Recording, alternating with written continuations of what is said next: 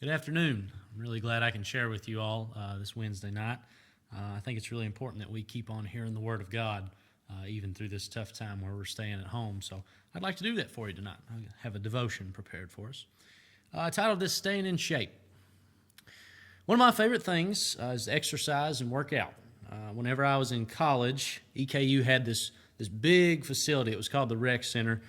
We had basketball courts, we had weights, we had a pool, we had a rock wall. It was fantastic, and you can imagine I was there all the time.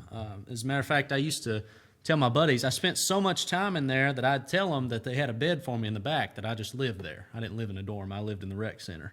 But, I had two favorite things that I really liked to do whenever I'd go to the Rec Center.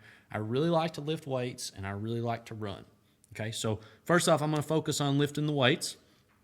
I began to learn that, the more that I trained, the more that I lifted, the stronger that I would get.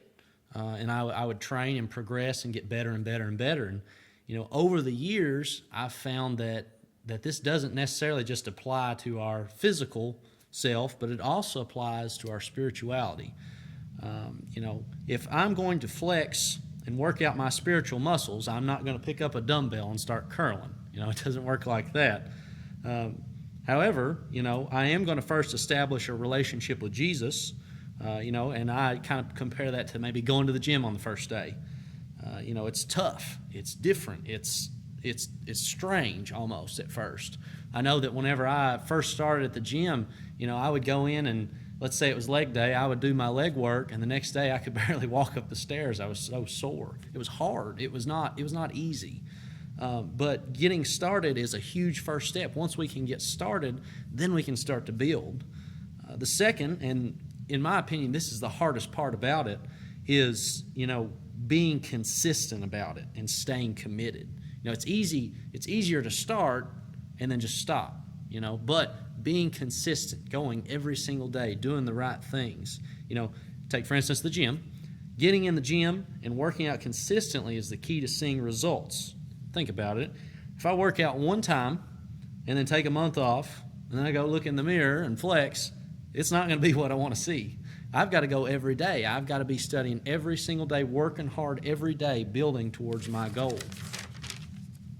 I have to be consistent. I have to go even when I don't want to. And it's the same way with Jesus Christ. Think about this. Even when I'm tired at night, even whenever I don't feel like it, maybe I'm laying in my bed and I'm super comfortable and I don't want to get up, but I've not prayed, I still need to get up and go pray. I need to get down on my knees and pray to God. Whenever I want to go out with my friends on Wednesday night, whenever, they're out going to do whatever, to fish or eat out or whatever, I know that I need to be in church that night. And here's the big one. Even whenever I want to stay on my phone for hours in the afternoon at my house at night, I know that I need to be reading my Bible. And I know that, I need to be studying and being consistent. And consistency is key whenever we're talking about lifting weights, whenever we're talking about our walk with Jesus Christ. It's extremely important. If I'm not consistent with Jesus, if I don't have a relationship with Him and I'm not seeing Him every day, what kind of relationship is that? It's not a good one. My other gym hobby that I really used to love was running. I would go and I would run a mile every single day, and I got pretty good at it. I got a lot faster. I get to where I wouldn't have to stop. I could run the whole thing. I kept getting better and better the more that I did it. And in 2 Timothy, chapter 4, verse 7, Paul says this. He says, "I have fought the good fight. I have finished the race. I have kept the faith." I think he's spot on here. It's hard to run a race. It takes discipline. It takes consistency. It takes effort. It's a grind. When you get to the last lap of that mile or you get down the stretch of your race, it's hard. You're huffing and puffing, you're panting, you're sweating. It's rough. Some days are like that with our walk with Jesus. But it's important to run the race and to run it well. He goes on to say in verse 8, "Now there is in store for me the crown of righteousness, which the Lord, the righteous judge, will award me on that day, and not only to me, but also to all those who have longed for His appearing." He goes on in 1 Corinthians, I'd like to read that for you. 1 Corinthians 9:24.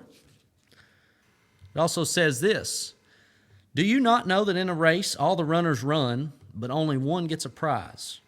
Run in such a way as to get the prize. Everyone who competes in the games goes into strict training. They do it to get a crown that will not last, but we do it to get a crown that will last forever. Therefore, I do not run like a man running aimlessly. I do not fight like a man beating the air. No, I beat my body and make it my slave, so that after I have preached to others, I myself will not be disqualified for the prize." Run your race well. Train hard and win against Satan. Nobody ever said, "Yeah, I'm going to work hard and I hope I come in 7th place today." Nobody says that. That's one of my biggest pet peeves. I coached baseball back whenever we could play baseball, and one of my biggest things is, you've got to want it more than other people. I've got to run my race well, and I've got to do whatever I'm doing to the best of my ability. Like I said, nobody wakes up in the morning and says, "Well, I'm going to be mediocre today." Nobody does that. And I'll be honest with you, church, we have to run our race, and we have to run it well if we want to inherit heaven. And to be honest with you, there's really no better time than right now to work on our spiritual muscles. We're all staying inside. We all don't really have anything to do. Right now is the time to really get stronger spiritually and work out spiritually. But I just want to encourage you to do that right now, especially because we don't have the hustle and bustle of life. Make the start. Reach out to Jesus. Start the race. It would be like starting in the gym. Go and get started with Jesus, and then be consistent. Every day work harder and get stronger and get better and better. And if you are consistent with this, if you are consistently talking to Jesus, studying Jesus, I promise that your relationship with him is going to get better and better. And that's what I want for all of us. I want us to form that strong relationship with Jesus so that we can run our race and we can run it well to the end.